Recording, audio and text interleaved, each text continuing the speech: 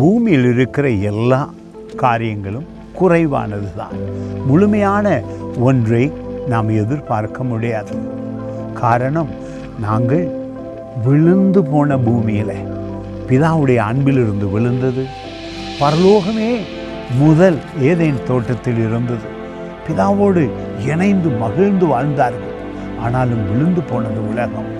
எனவே இந்த நாளில் உங்கள் உள்ளத்தை மாற்ற, உங்களுடைய வாழ்க்கையை மாற ஒரு அதிசயமான வார்த்தை தான் 19வது அதிகாரத்திலே 7வது வசனம் மிக அருமையானது. சொல்லுகிறது, கர்த்தருடைய வேதம், கர்த்தருடைய வேதம் குறைவற்றதும். நிச்சயமாய் குறையில்லாதது வேதம் ஒன்றுதான். பூமியில் நிறைவானது, ஆவி நிறைந்தது, வாழ்வு நிறைந்தது.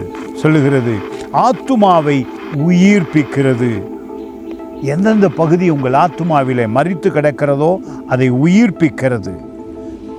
கர்த்தருடைய சாட்சி சத்தியமும் பேதையை ஞானி ஆக்குகிறதுமாயிருக்கிறது. என்ன சொல்லுகிறது?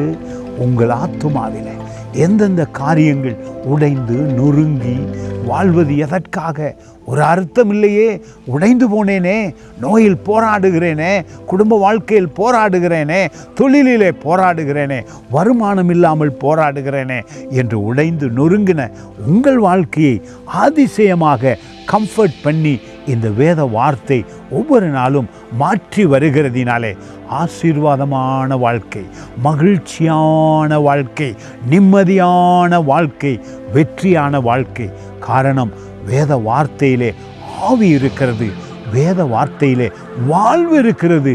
தேவனே வானம் பூமி படைத்தவர் உங்களோடு பேசுகிறார் வேதத்தினூடாக. God bless you.